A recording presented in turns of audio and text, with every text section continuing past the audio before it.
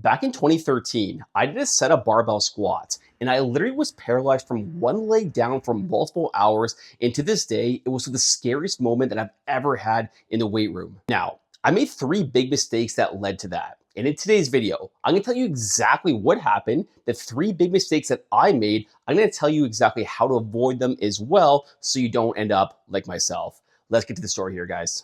All right, guys, so here's exactly what happened. So like I said, it was back in 2013, and I remember it was a Tuesday, and everything seemed completely normal to me. I showed up at the gym, my body's feeling good, no aches, no pains, and it was just a leg day that I was dreading because I'm never a fan of doing legs.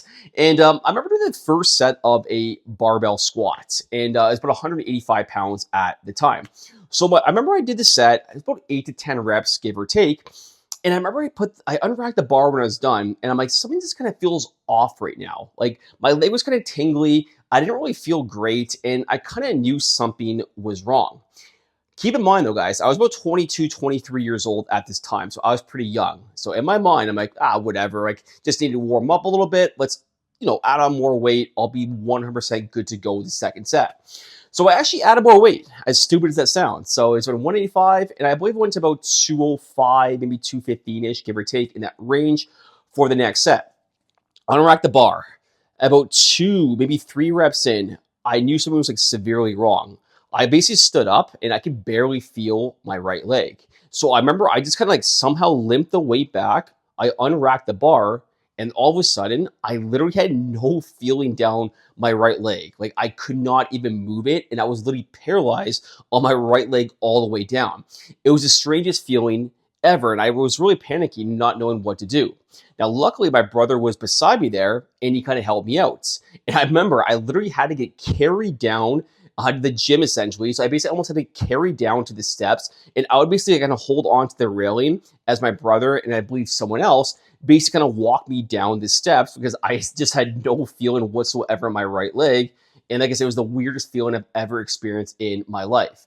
Now, luckily, it went away like later on the day, and I got some feeling back. But it was definitely the scariest moment. And there was 3 big mistakes that I made that led me, I should say, to having this weird into that, odd feeling that no one wants to experience. So let's break down, guys, the 3 biggest mistakes I made so you don't end up like myself. Okay, so the big first mistake that I made, guys, was I did 0 warm-up and I did 0 mobility.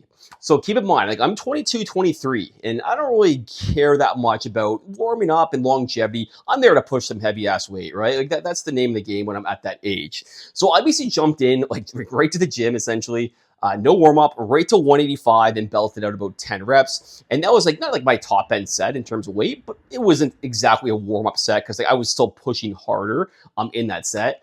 And I still think to this day that if I just did some hip rotation work and mobility before the squats, in which every single person should be doing, that I would avoid this problem altogether. Reason being, I still think the issue I had was like a very bad case of sciatica, where basically I just lost feeling in my leg. And the sciatic nerve runs down and goes through a muscle called the piriformis, which is kind of in the glute. If that muscle gets tight, it can compress on the nerve, and then all of a sudden you got no feeling, that tingly feeling, whatever it may be, and everything's kind of out of whack. So I say this all to say, guys, make sure you're doing 3 to 5 minutes of a specific warm-up before your workouts. Let's say, for example, you're doing squats, then you want to do some sort of hip rotation and mobility. If you're doing shoulders, maybe you obviously want to do some thoracic spine stuff and some lat stretching to make sure you can clear overhead. Just make sure, guys, you don't skip this part and you don't want to be like myself. The second biggest mistake that I made, guys, was I sacrificed form for weight. Now, this is not to say my form was awful. Like at the time I was, still a personal trainer at 22, 23, but it was more do as I say, not as I do, in terms of preaching to my clients. Because my form, I always kind of sacrifice a little bit of it to push heavier weights. Now, I'm not talking my back kind of look, my squat looked like a good morning, nothing like that, but it definitely had a bit of a round to it. Just stiffness in the hips, like I said, and everything really wasn't dialed in. The core wasn't really braced.